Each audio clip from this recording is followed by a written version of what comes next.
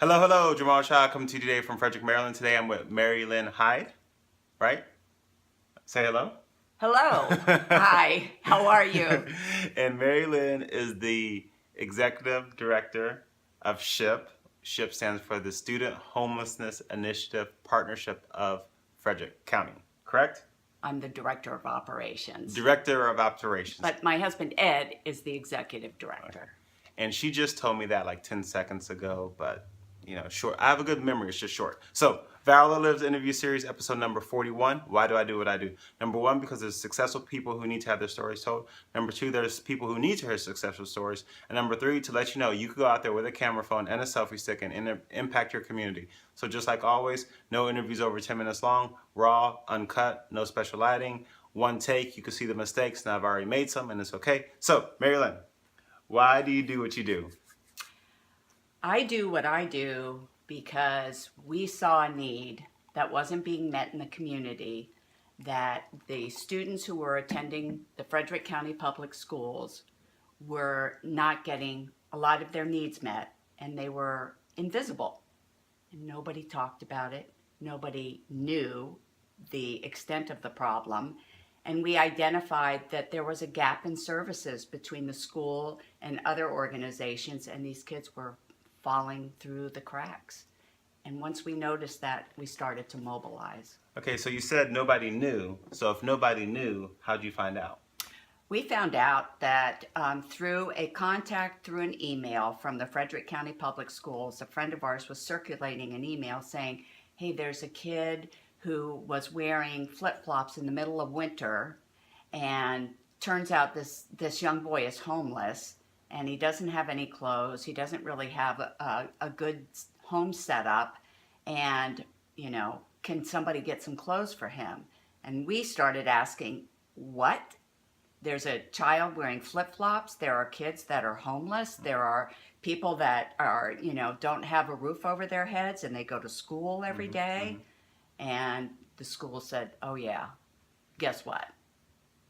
At that point in time, there were over 600 of them in the school system in 2013. And we were shocked. So is 2013 the same time SHIP started, or was SHIP already formed and this was the catapult to know what?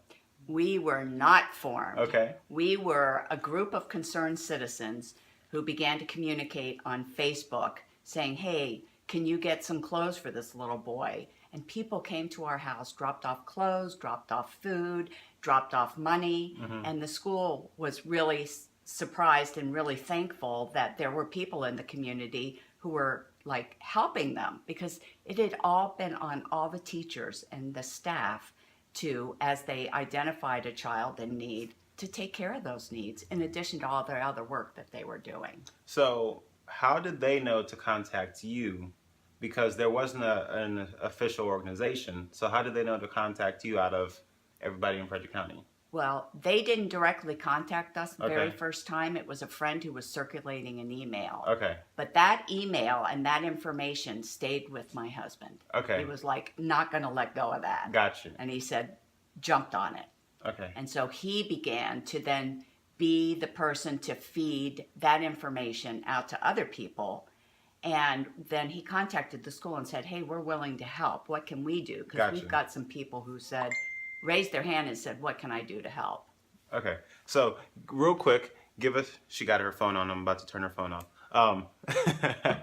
So Sorry. It's okay. Real quick, before we start asking about you, give us some real quick stats about SHIP, about what's going on in our community. Okay. We became a nonprofit in 2014. And at that point, we started a formal relationship with the school that they would refer any school employee who identified a child as being homeless and had a need of food, clothing, emergency shelter, or needed support in paying for an extracurricular activity. They referred them directly to us. So we were now a 501c3, a working nonprofit, and a group of people on Facebook that we call our shipmates, who are our volunteers.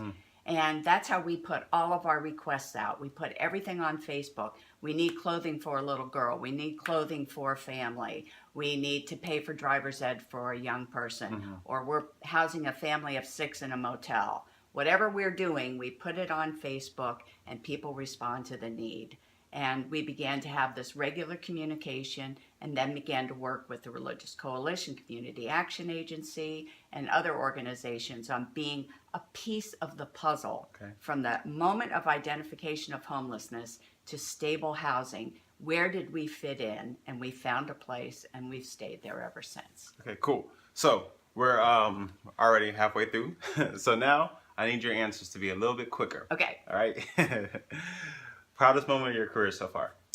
Proudest moment of my career is when we became a nonprofit and we were recognized in the community as having a role, an important piece, and knowing that we were mobilizing our community. And the moment we got that paper from the state and said, here you are now a functioning organization, to go from a thought to that. Okay. Lowest moment of your career? There was a time when there was one of our moms who was suicidal. And I had to help try to find her and help the police get to her before she hurt herself. And that tore me up. So to be a low point, but it was probably my most emotional moment. Gotcha. Okay, how do you have a board of directors? There's 9 of them. Yes. How do you create team culture so everybody's not killing each other? Well, everybody's working for the same thing. Okay. We have in our minds the picture of that kid, one child at a time that we're helping. And if you know what your mission is and you stay on mission, our board get along really well and they really work. As you saw that, last night we had an event and half of our board showed up just to be there to show their support. So we really all work really well together. Okay. Do you where do you see yourself in 5 years? I see myself in 5 years understanding that we've made an impact and that we have broadened our ability to help these kids for a longer period of time. Oops. Sorry about that. Go ahead. For a longer period of time and seeing them through more critical years and onto a stable adult life. Okay. So you and your husband both work from home, and you have a couple kids and a couple grandkids. So how do you balance work and family time? Because I know working from home could be a good thing and a bad thing. Right. I balance family time by turning off my phone at 9 o'clock at night and not accepting calls until 9:30 in the morning. Now, SHIP rings on my cell phone, so I'm kind of on call all the time. But socially, I turn my phone off. And we just try to really spend time together doing things that aren't necessarily SHIP related. Okay. So, morning routine. Do you have a morning routine? Something you do every day to get your day started successfully? Well, I have to have my coffee. Okay. And I sit down with my dog. Okay. And I get up after my husband, so I always give him a good morning hug. Okay. And I try to do yoga as much as possible. Really helps me spiritually and physically. So, how many days a week do you do yoga? Every day? About 5 days a week. For how long? An hour, 45 minutes? I do 45 minutes to sometimes 90 minutes. Good for you. Yeah. Okay, so last question. What book are you currently reading or audio are you currently listening to? Actually, I'm listening to a mystery novel series by an author called Val McDermott. Okay. And it's a British mystery novel. And it's called, I don't remember the name of it. Sorry. It's okay. But I read fiction. Okay. I read a lot of fiction. We can get those notes and we'll put them in the show notes. So, MaryLynn, how do you want people to contact SHIP or you, whatever? You can contact SHIP at info@shipfrederick.com, and our phone number is 240-415-8971. Alrighty. So one more question. Dream place to visit?